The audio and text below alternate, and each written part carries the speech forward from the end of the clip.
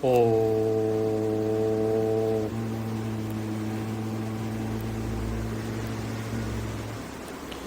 सहना भवतु सहनौ भुनक्तु सह वीर्यं करवावहै तेजस्विनावधीतमस्तु मा विद्विषावहै। ॐ शान्ति शान्ति शान्तिः। शङ्करं शङ्कराचार्यं केशवं बादरायणं सूत्रभाष्यकृतौ वन्दे भगवन्तौ पुनः पुनः। ईश्वरो गुरुरात्मेति मूर्तिभेदविभागिने व्योमवद्व्याप्तदेहाय दक्षिणामूर्तये नमः।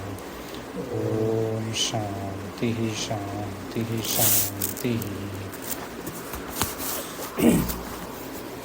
अस्तु, अस्माकम् अद्यतनविषयः अस्ति त्रयोदशोऽध्यायः, पृष्ठक्रमाङ्कः 26, 26, अभ्यास 13, पेज नंबर 26। अहं पठामि।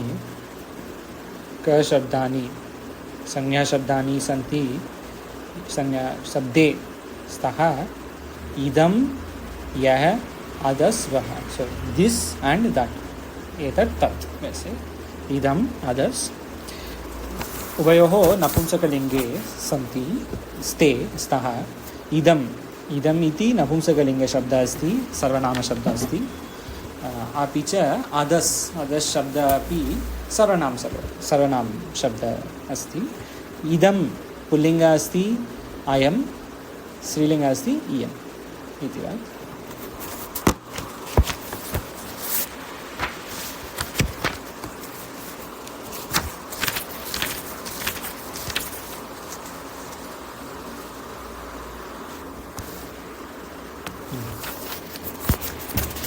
अग्रे अंकुरः अंकुर, स्प्राउट, तिलः तिल, ऑयल, माषः उड़द, उड़द दाल, यवः जौ, बार्ली।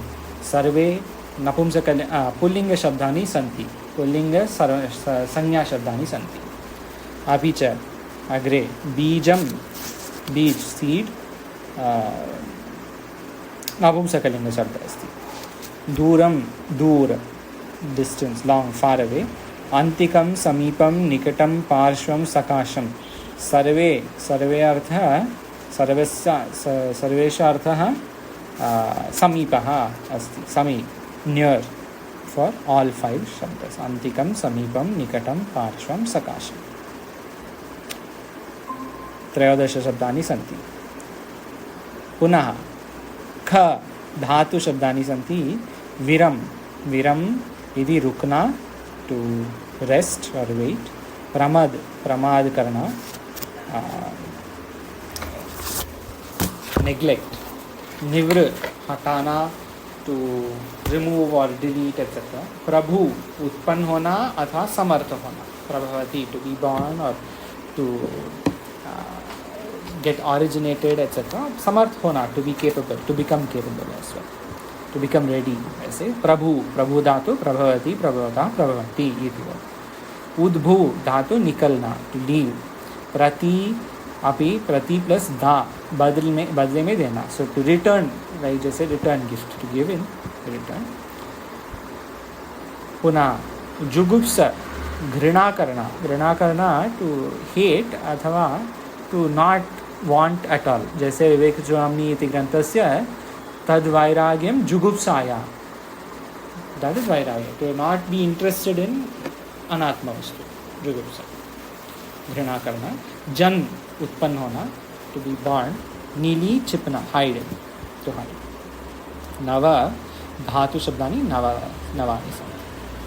अपि च अव्ययशब्दः पृथक्, अलग, डिफरेंट। घ विशेषण शब्दानि पटुः, पटुतरः इति। चतुरः, चतुर अथवा उससे चतुर, दोनों में से एक, पटुतरः इति तरप् प्रत्ययः अस्ति। दोनों में से एक तो पटुतरः गुरुतरः, गुरुतरः इससे भारी, वैसे उससे भारी या अच्छा, भारी या श्रेष्ठ वैसे। गुरुतमः पटुतमः भी सबसे एक, पटुतरः दोनों में से एक वैसे। अस्तु अग्रे सूचना अंकुर यव, अंकुर तिलः माषः यवः सर्वे पुल्लिङ्गशब्दानि सन्ति रामवत्। बीजं गृहवत् नपुंसकलिङ्गशब्दः। व्याकरण इदम् अदस् पुल्लिङ्गशब्दः, अपि च पंचमी विभक्ति वृद्धि, वृद्धि सन्ति। शब्द रूप इदम अदस के पुल्लिंग के रूप स्मरण करो। देखो शब्द संख्या 37 38 क इति पुल्लिंग 37 अहम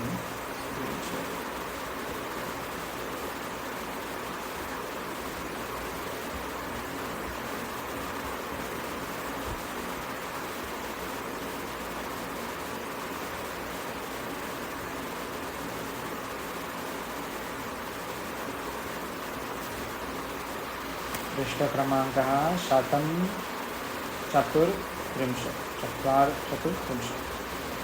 134।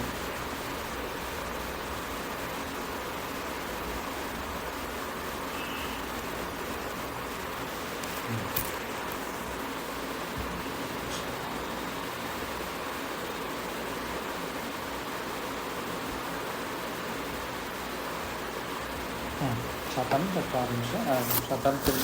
चतुस्त्रिंशत् 134 in the bottom क पुल्लिङ्गशब्दः अस्ति अयम् इमौ इमे, इमम् इमौ इमाम्। तृतीया भक्ति अनेन आभ्याम् एभिः, the bottom of page 134 on the left। चतुर्थी विभक्ति अस्मै आभ्याम् एभ्यः। पंचमी अस्मात् आभ्याम् एभ्यः। षष्ठी अस्य अनयोः तेषां। सप्तमी अस्मिन् अनयोः एषु इति इदं शब्दः अस्ति पुल्लिङ्ग शब्दः अस्ति। पुनः अग्रे 135। सुंदर जी कृपया पठतु। इदम् अदस् शब्द पुल्लिंग। इदं शब्द पुल्लिंग अदस् अदस् 135 135।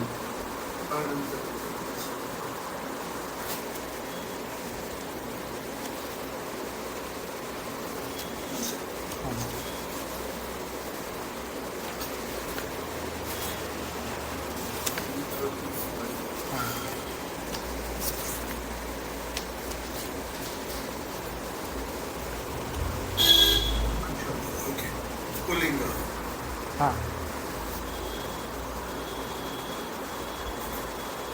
असौ अमु अमी अमु अमु अमु अमुना अमुज्ञान अमीभिः अमुष्मै अमुज्ञान अमीभ्यः अमुष्मान् अमुज्ञान अमीभ्यः अमुष्य अमुयोः अमीषाम् अमुष्मिन् अमुयोः अमीषु। बहु धन्यवादः, बहु सुन्दरः अस्ति। असौ असौ इति प्रथमा एकवचन, जैसे छान्दोग्योपनिषद इति असौ वावलोकः पंचमाध्याये अस्ति। असौ वावलोकः असौ असौ is generally an old term. असौ पुराणम् अस्ति। अधुना संस्कृतभाषायाम् असौ शब्दस्य सः शब्दप्रयोगः अधिकः अस्ति। असौ शब्दः अपि अस्ति, परन्तु सः शब्दः अधिकप्रयोगः अस्ति। अस्तु, धन्यवादः। Back to So is there somewhere where we would use this asau, amu, etc. as compared to saha, taute and all that? There are places, but generally it is only used in mantras, you know, like Chandogya has asau, Taittiriya might have asava. Yeah, no, the word asau comes a few times that I have seen. But what I'm saying is just in terms of when we have to do Sanskrit Banao, is it it's much easier for us to use Saha as compared to Yes. Asau and Amu and all that. Yes. So Saha is acceptable. Asau they have given here to show that Prayoga will happen in Upanishads and Shlokas, etc. But it is a very formal, very old Sanskrit way of speaking. Okay. It is better to say Saha because you see Vaha Shabda exists. Vaha, that generally sometimes they might say Asau, like how in Hindi for Napumsakalinga Shabda also they may have sometimes Pullinga Strilinga. Just say fridge is Pullinga and washing machine is Strilinga or something. So in Sanskrit, if at all that occasion comes, they may use Asau. But generally Saha is enough. Saha, Sa, Tat. Those are enough instead of Asau, Asau, Adaha. Astu. Agre. Page number 26 again. Shatvimshati. धातु रूप विरमादि धातुओं को लट के क्रमशः ये रूप होते हैं जैसे विरमति, प्रमादयति, निवारयति. तो धातुस that are given in ख इति पंक्त्या धातु शब्दानि सन्ति. विरम धातु विरमति लट लकारे. अपि च प्रमद धातु प्रमाद्यति, प्रमाद्यतः, प्रमाद्यन्ति, प्रमाद्यसि, प्रमाद्यतः, प्रमाद्यथ इति वत्. प्रमाद्यामि, प्रमाद्यामः. निवारयति, प्रभवति, उद्भवति, प्रतियच्छति, उक्त रूप बनाकर भवति. सर्वे भवति भादिगण धातवः इति वत् सन्ति. जुगुप्सते, जायते, निलीयते उक्त रूप बनाकर सेवते वत्. देखो अभ्यास षोडश. वी हैव सीन सेवते इन प्रारंभिक रचना वाली. सेवते आत्मनेपद धातु इति वत्. अस्तु. नियम एकपञ्चतिः 51.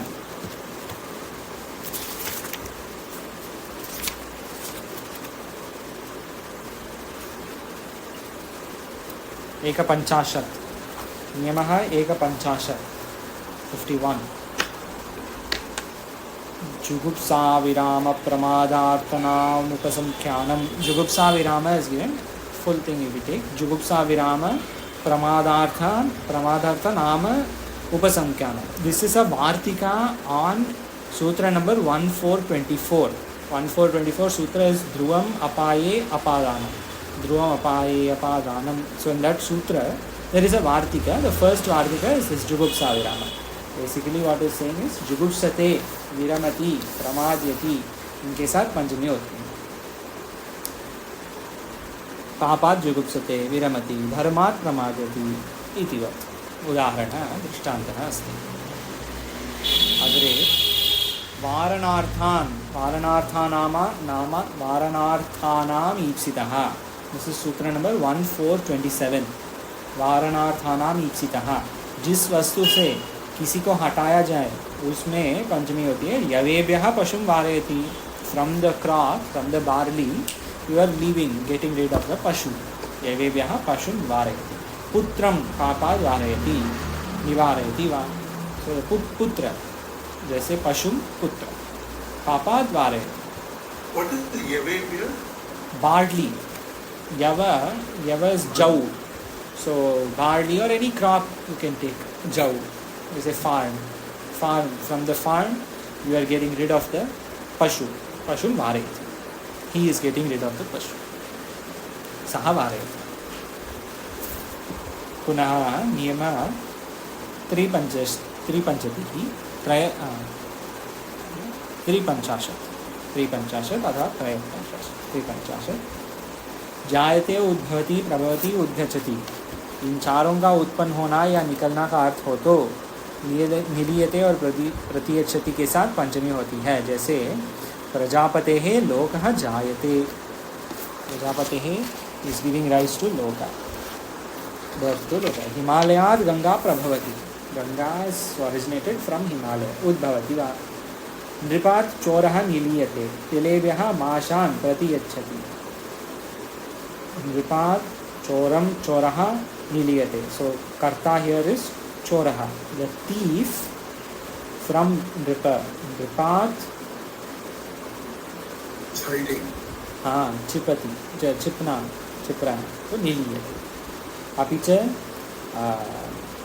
तिलेभ्यः माशान् प्रतियच्छति. सो बहुवचन तिलेभ्यः माशान् प्रतियच्छति. So they have given the meanings for all this, like pratiyachati will be like to return, right? Pratida, because da dhatu is like yach dhatu. Tilebhyaha, from the oil, mashan, the urad dal is getting returned, rest. Pratiyachati. Panchami niyama chatush panchatihi. 50 chatush panchashat. नियमः चतुः पंचाशत्. पंचमी विभक्ते सूत्र number 2.3.42. पंचमी विभक्ते तुलना में जिससे तुलना की जाती है उसमें पंचमी होती है. रामात् कृष्णः पटुतरः. धनात् ज्ञानम गुरुतरम. Krishna is more intelligent than Rama. Rama is more intelligent. Ramat Krishna. Krishna is more intelligent than Rama. अपि च धनात् ज्ञानम गुरुतरम. ज्ञानम नपुंसकलिंग शब्द. ज्ञानम इज हेवियर, मोर कुशल, मोर अच्छा देन धन, बेटर देन धन. नियम पंचाशत्.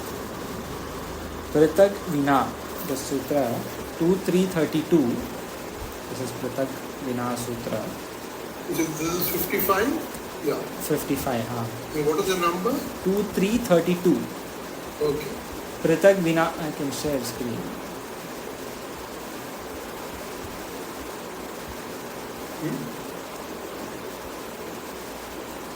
पृथक विनाना भिस्तृतीया अन्यतरस्य. पृथक विनाना तृतीया अन्यतरस्य. पृथक विनाना पंचमी विभक्ति will be used. जैसे यहाँ पे दिया है पृथक और विना के साथ पंचमी, द्वितीया और तृतीया तीनों होती है. रामात् रामेण रामम विना पृथक्वा. सो पृथक विना and this one more shabda is given in the sutra nana, but here they have given पृथक और विना. पृथक और विना के साथ पंचमी, द्वितीया, तृतीया all three are accepted. All three. All are accepted. Then नियम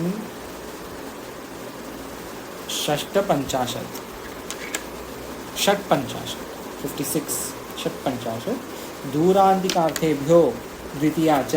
So this is how the sutra ends. दूरान्तिकार्थेभ्यो द्वितीया च. 2.3.34. 2.3.34. दूर और निकटवाची शब्दों में पंचमी, द्वितीया और तृतीया तीनों होती है. ग्रामस्य दूरात्, ग्रामस्य दूरेण, ग्रामस्य दूरम. All are accepted.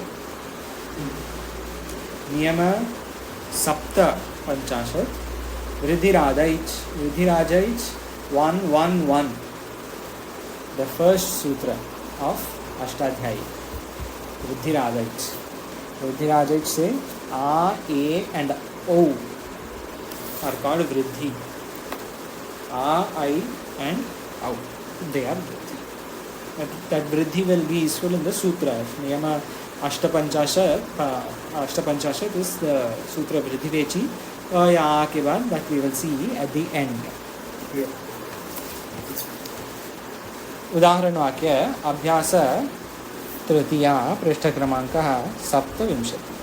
ये बालक पाप से घृणा करता है. अयं बालकः पापात् जुगुप्सते. विरमति वा. अयं बालकः, ये बालक. अयं is here also we can say saha balaka. But here we are saying this balaka. Saha balaka will also be balaka. Saha balaka will be better as balakaha, that balaka. For example, there is a, because ayam is idam shabda, right? It is not asau. They have not given asau balaka. They have given No. ayam balaka. This balaka. This, okay, so I am, okay, fine. Ye That's fine. balaka, not wo balaka. And if it is an object, we will say idam. Because it's a person, we say I am. Correct. So if it is pustak, it will be idam pustaka. Idam, yeah, okay. द्वितीय Okay. स यवेभ्यः इमान् पशून् वारयति.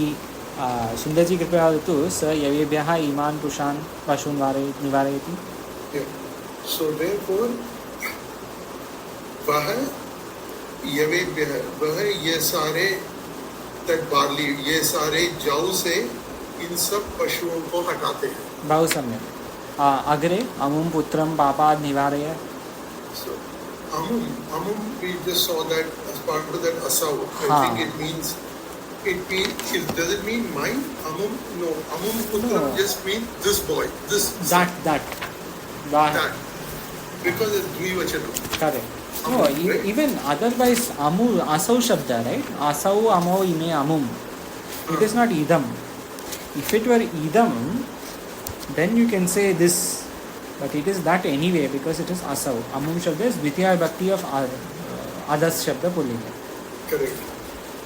So therefore, so that boy. हाँ. Sorry, just wait. Just give me that amum page again because 135. 135. एकशतं पञ्चत्रिंशत्.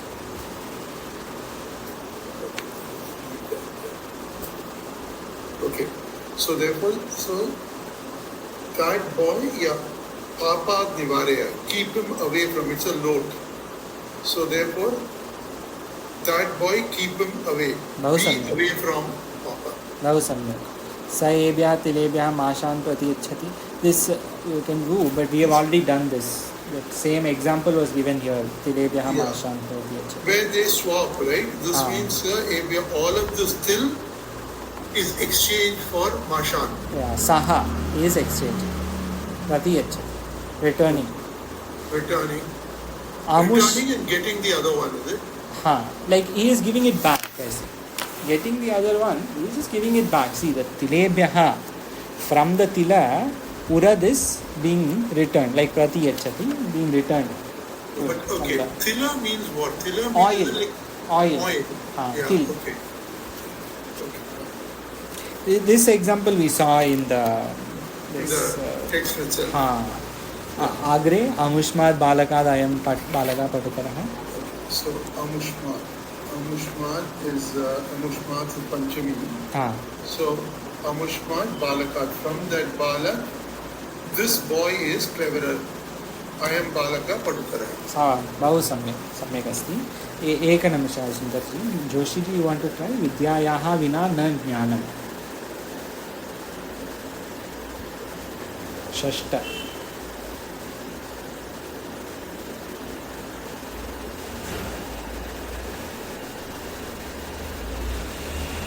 विद्यायाः will be पंचमी विभक्ति. विद्यायाः विना, without vidya there is no jnana, no knowledge. अस्मात् ग्रामात् पृथग् वस.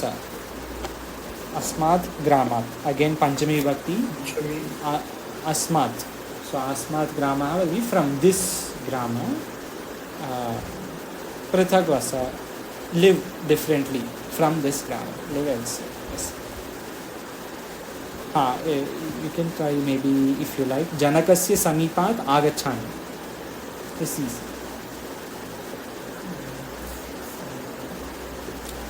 agachami.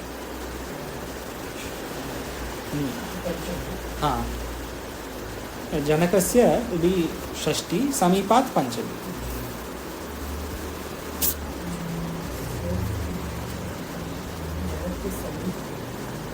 जनक फादर, जनकः इज फादर.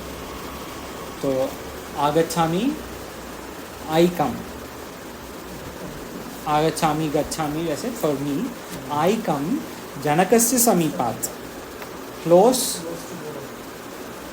सम्यक्, easy. जनकस्य समीपात्, I am coming near the father. वैसे भवानेव वदतु. बालिकैषा आगच्छति. With sandhi, there is one sandhi. Balika isha agachati. Will be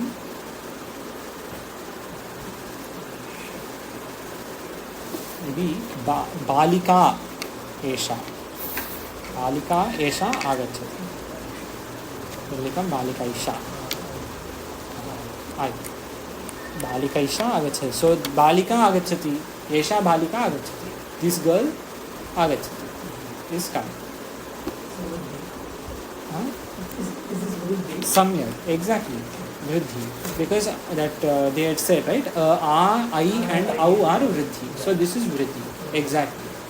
Balika Esha will become Balika Isha. That sutra is given here. Vriddhirechi, you will see that sutra after this adhyas. Astu. Tadaikaha naraha agachat aham vadami tada ekaha naraha agachat. Then one man came agachat. Lang lakara, past tense. Pashyaitam latam. Pashyaitam, जैसे Bhagavad Gita Panduputranam, which Prathama Adhyaya, which shloka is Pashyaitam Pandu, beginning itself, third or fourth shloka. Third or fourth. Pashyaitam Panduputranam, that Pashyaitam latam, Pashya etam latam. Pashya is lot lakara. Okay, you see, look at this lata, somebody is saying. Etam latam Pashya. And then Nivaraitasmat Papat Putram. Sundarji कृपया वदतु Nivaraitasmat Papat Putram. So it's Nivaraya Etasmat Papat Putram. So therefore, again it's load. So, remove this putra from the papa. Remove this remove putra. Etasmat Papat. So from the papa, right? Papat. So पाप से पुत्र निवारय. ये पाप से. ये तस्मात्. Not ये पुत्र. ये पाप. Because if it were tam putram, then it be ये पुत्र से. ये पुत्र पाप से निकाला. लेकिन यहाँ पे ये पाप से पुत्र को. ये तस्मात् पापात्. सम्यक. बहुत सम्यक. अस्तु. संस्कृत बनाओ. We can just do. These are very easy of this अभ्यास. प्रथमः सुंदर जी कृपया वदतु. यह बालक धर्म से प्रमाद करता है. अयं बालकः धर्मात् प्रमाद्यति. धर्मात् प्रमाद्यति. बहु सम्यक्. अथवा प्रमादं करोति. प्रमाद करता है. बोथ आर करेक्ट. प्रमादं करोति अपि सम्यक् अस्ति, परन्तु प्रमाद्यति बहु सम्यक्. बहु पठितरः अस्ति. जोशी जी कृपया वदतु. द्वितीय. वह शिष्य इस पाप से रुकता है.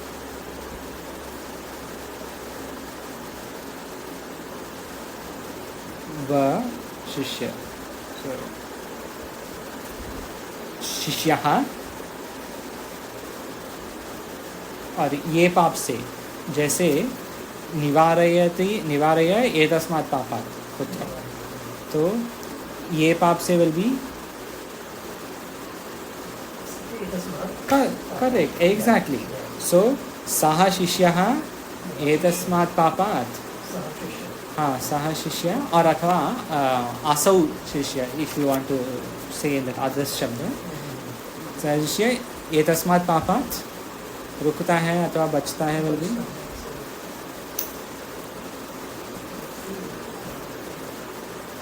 यहाँ पे ख शब्द देखिए, वो पेज नंबर 26 में प्रथमः धातु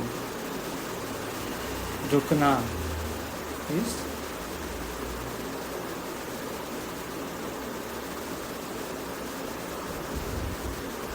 third line of page 26.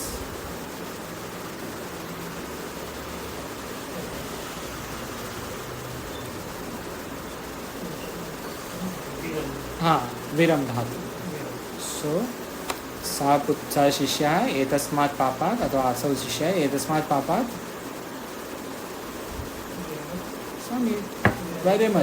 विरमति. Because dhatu will follow saha. So since you are saying he, then viramati. If it was I, then viramami. Let's say, but viramati you said correctly. Viramati. Saha shishya etasmat papat viramati. But shishya is getting बचता है ये पाप से. ऐसे सुंदर जी कृपया हो तो अंतिम उस गुरु से विद्या पढ़ता है, उस गुरु से विद्या पढ़ता है, तो सह गुरो हो विद्याम पठ, पढ़ता है, पढ़ता है, नहीं, अच्छा पढ़, okay sorry, because in my thing it was पढ़ो, the last so, okay. one. अच्छा सॉरी, if it were पढ़ो then please say सह गुरो हो विद्याम पठ, पठ, but here we'll say पठति. पठति, बहु सम्यक्, सह गुरो हो विद्याम Sorry, you're पठति. pressing on some key I because know, I know, I know, Huh? I know. One second, I'm going back to our अभ्यास. Okay, fine. 13th अभ्यास, right? हाँ, पढ़ो, उस गुरु से विद्या पढ़ो, will be सह गुरो हो Yeah. विद्याम पठ, अथवा यहाँ पे पढ़ता है तो पठति. पठति. सम्यक्. अस्तु, अशुद्ध टु शुद्ध. अशुद्ध वाक्य अनेन पापेन निवारयति नास्ति. जोशी जी कृपया पठतु. शिष्य शुद्ध वाक्य किं भवति?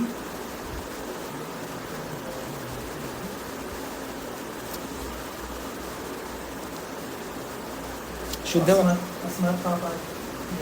हाँ वहाँ पे दिया है, अस्मात् पापात् निवारयति. अनेन पापेन नास्ति. अनेन पापेन भी तृतीया भवति, बट अस्मात् पापात् पंचमी. अपि च एभिः तण्डुलैः प्रतियच्छति नास्ति. किम् अस्ति शुद्धः? शुद्धवाक्ये किं भवति? एभ्यः तण्डुलेभ्यः. सम्यक्. तो पंचमी अपि.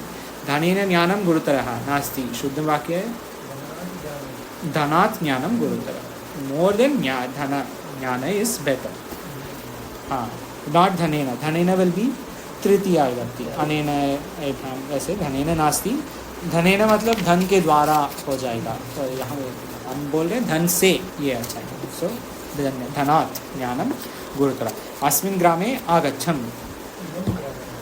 इमं ग्रामम् आगच्छम्. इमं ग्रामं द्वितीया. नॉट अस्मिन्. अस्मिन् विल बी फॉर सप्तमी. कम इन दिस ग्रामर नहीं, कम टू दिस ग्रामर. अभ्यास. इदम और आदर्श के पुल्लिंग के पूरे रूप लिखो. ये बाद में कर सकते हैं अथवा पढ़ सकते हैं. इमम और आदर्श क्या है? Page number 134 and 135. पंचमी किन किन स्थानों पर होती है? उदाहरण सहित बताओ. तो उदाहरण सहित whatever panchami is given in इमम एंड इदम एंड आदर्श यूज पंचमी. अस्तु, वाक्य बनाओ. We can do this. वाक्य बनाओ. सुंदर जी कृपया वदतु. जुगुप्सते अपि च, नहीं जुगुप्सते नहीं चाहिए. विरमति अपि च पटुतरः. अपि च विना. You can use all three in one sentence. Okay. So viramati, पटुतरः विना. And this one. विना. Viramati is to keep away, right? Viramati is rokna. रुकना. रुकना. विरमति इज टू रुकना. जैसे वो क्या अभ्यास में क्या था विरमति के? सेकेंड अभ्यास है, सॉरी फर्स्ट वन. अयं बालकः पापात् विरमति. He is staying, waiting, staying away from this. Staying away from. He is not interested in वैसे. He is Correct. रुकना, So रुक रहा है. therefore, we are saying okay. And viramati and patutara and vina. हाँ. Okay. So yeah. So papat viramati vina. हाँ. So if you don't stay away from that, papat viramati vina, हाँ.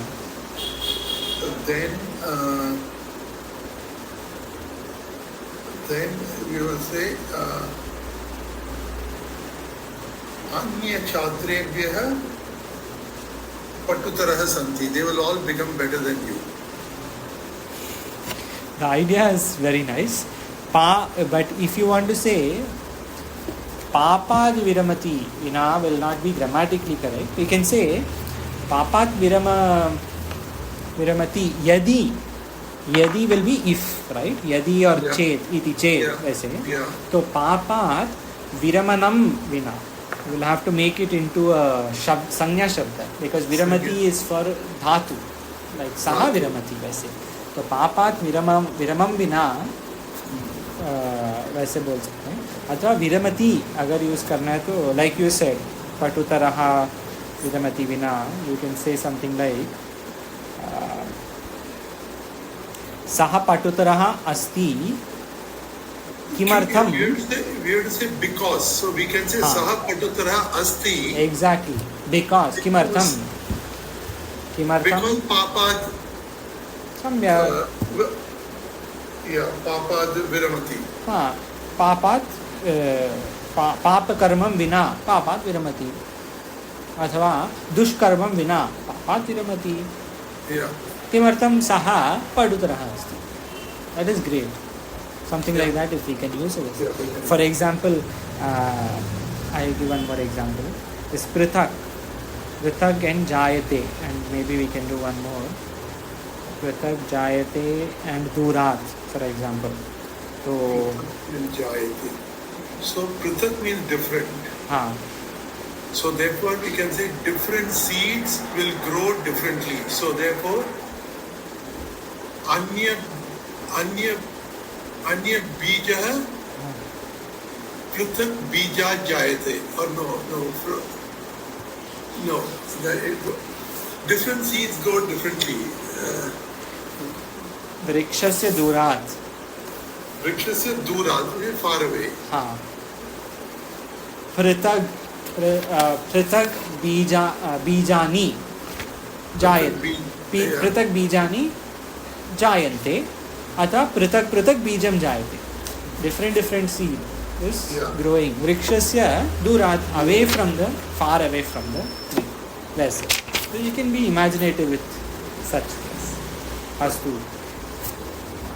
अधुना संधि कार्यं अस्ति. अद्यतन संधि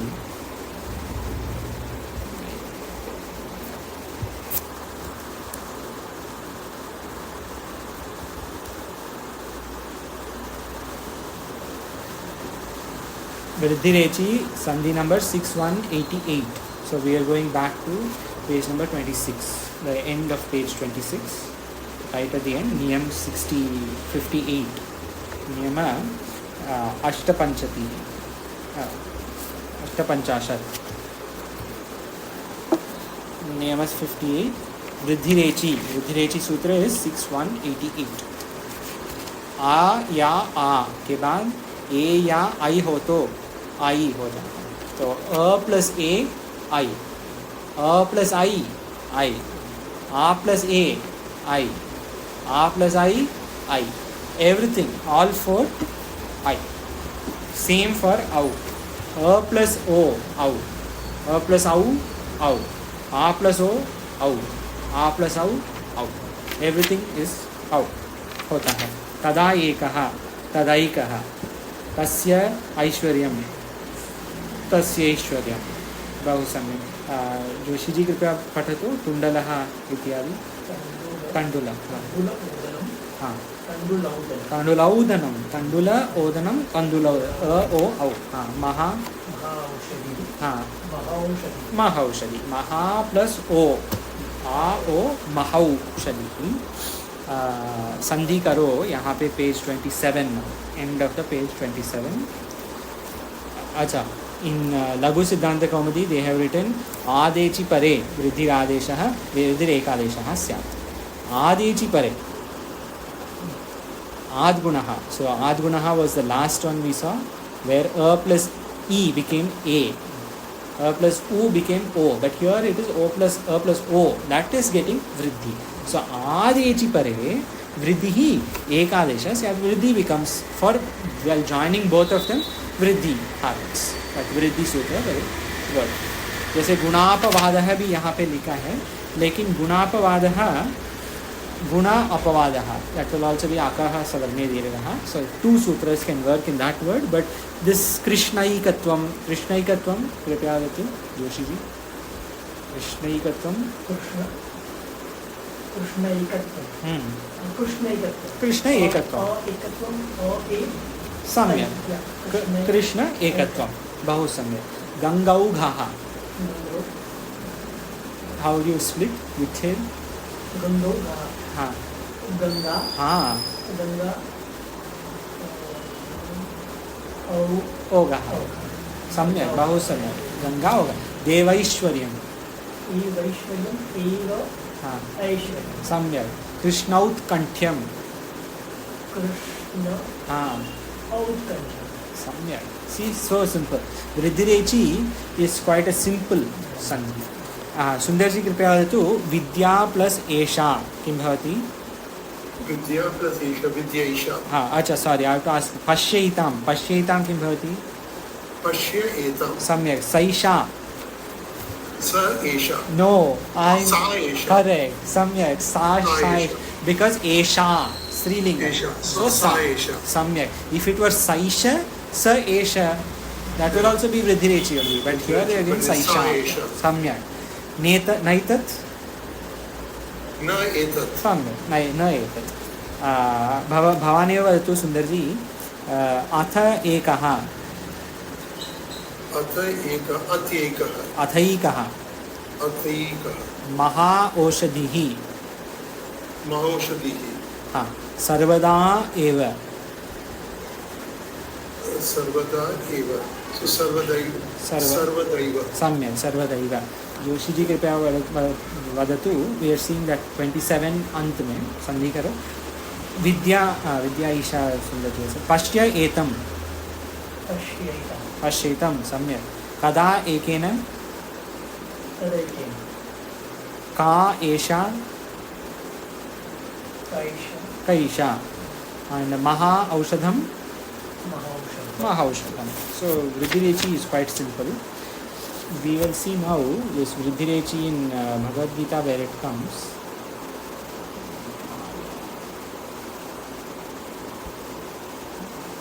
One second. You have the Bhagavad Gita, but I can share it on the laptop if you like.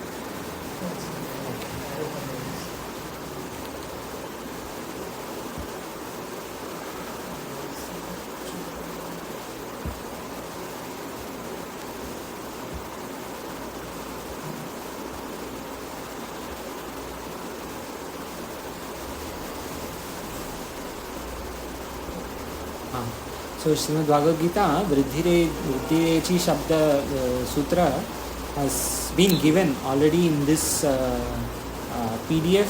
It has been given in अंत में 1727. यज्ञे तपसि दाने च स्थितिः सदिति चोज्यते कर्म चैव तदर्थीयं चैव च एव चैव.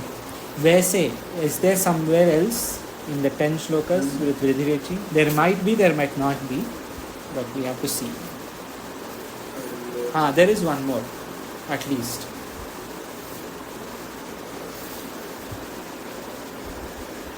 So this is. One second.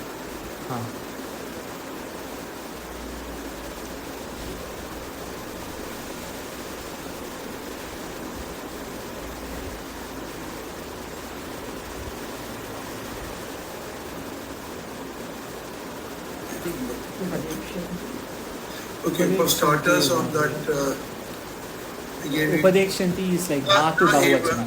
Upadekshati, Upadekshanti. Sundarji? 5.8, Naiva. Samyak. Naiva. Naiva kinchit karomi iti. Naiva kinchit. Like जैसे चैव न एव किंचित करोमि इति. That Tattvavid says, I am not doing anything. नैव किंचित करोमि. वैसे ज्ञानी is saying, even while doing Pashyam Srinam. That is correct. Anywhere else it is there? I don't think it is there anywhere One else. second. Let's see. I didn't find, but maybe you will find. Okay. I'm not sure.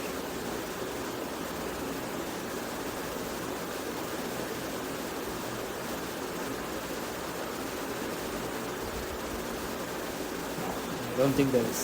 That will become now. How and I, right? We're not spending too much of that how and I will go. Yeah, it's okay. We can see in Brihadaranyaka. So in Brihadaranyaka, just 1 second.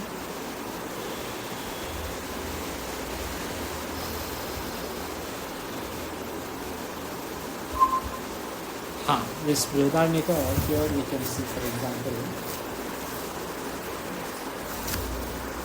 both First line. Iti anena eka. सम्यक् इति अनेन एक. Exactly. इति अनेन एकवाक्यता. So अनेन एकवाक्यता. Right. Then again There is one more. हाँ प्रमाणांतर Brahma ekatva pratipādana. where is that is Vidyachi, but where is Brahmaikatva? It's a last word on the fourth line from the top in the Bhashya.